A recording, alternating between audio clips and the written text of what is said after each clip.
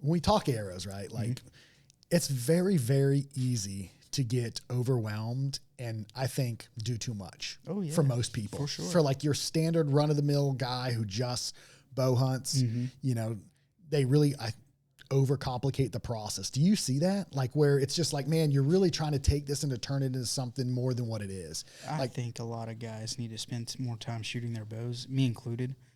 I think, you know, most people. Yeah. Like the guys that really nerd out, like James just put up a photo of a 100-yard group and he's like hitting a 3x3 piece of tape. You know, he shoots his bow, but he's also doing the nitty gritty of building his stuff. And man, I think most people, a 6.5 Bowhunter, a Sonic, a 5.0 Axis, you know, those people don't need, a lot of people, you know, think, oh, I need the X10 Parallel Pros. Yeah, most people really probably will see a difference out of them if you're a really good shooter and stuff like that. But the guy that's just shooting at 20 yards and stuff, man, go get some 6.5s, go get some Axis and spend some really good, you know, spend a lot of time behind the bow and get better. Yeah, I agree. I think, you know, we have people like, I want to weigh out every single component. Oh my and gosh. I'm like, listen, man, what bow are you shooting? They're like, I'm shooting an Edge 320. And I'm like, no. This arrow setup that you got costs more than your bow, man. Yeah. You're wasting your time and your money on this when you should be spending time, like you said, behind the bow. A 6.5 Bowhunter, dude, that's our number one selling arrow. Dude, that arrow is made on the same machines that FMJ, Axis, 5.0, Sonic, are made on. Like it's a different diameter. It's a little bit different recipe when it comes to the carbon side. Think of it like a cake. It's a couple of different ingredients different. But it's made on the same machines. I mean, it goes through the same process as far as like the sorting and the stuff and the making sure that these shafts are like perfect and flawless, you know, when they get to a dealer. But I mean, like, dude, Levi he likes a 6 mil and a 6.5. Which Levi are we talking about? Marshall. Oh, Marshall. Yeah. So it's funny. I just talked to him. And he's a killer. He kills more than probably 95% of the people I interact with. Listen, so there's a difference between like those dudes, right? Oh, yeah. Like it doesn't matter what they shoot.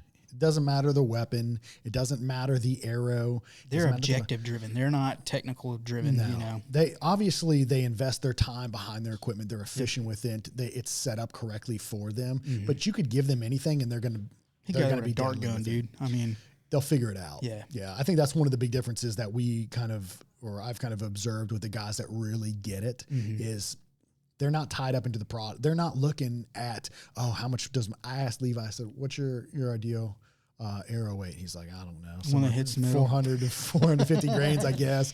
He's like, as long as it's in there, I don't really care. I'm like, yeah, that's kind of the same approach. Yep.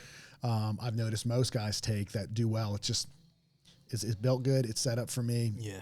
It'll work. I got to do the work now. Dude, most of it at Easton, we shoot like non-match grade stuff just because it's cheaper for us. And, you know, and it's, dude, we're like, some of us will have some match grade product and a lot of us will just have standard grade. And, you know, truth be told, a lot of that standard grade stuff's like freaking phenomenal. Superior. A lot of it's flawless. Almost. Yeah.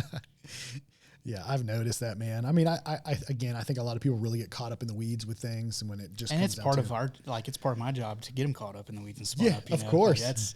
And you know, I like it to a degree. The guys that, you know, they don't have you can tell they don't spend a lot of time shooting, but they spend more time about worrying about what's the latest and greatest sight or rest or bow or, you know, and stuff like that. And it's like, man, if I could just switch your framework on how you're thinking. You know, if you'd spend more time shooting the bow, if you go out there and, you know, shot a 3D tournament or attack, you know, a couple times and really invested time getting really good at, like, you know, shooting and form and all that stuff, then you can dive into the, you know, the nitty gritty of the equipment. And that's when you make the most of it, though. That's when you get all the benefits of everything, you know. And then it's justifiable to spend additional money on that step up or that little bit more superior 100%. Product because you've dialed in your technique and your form. Because behind a bow, everything matters. Yep. Like every input into that bow is critical to the flight of that arrow. Yeah. Because if you're gripping that bow wrong, the bow's not in tune, it's not set up specifically for you, your release is crazy, you know, you're going to have bad arrow or inconsistent arrow flight, I should say. Correct.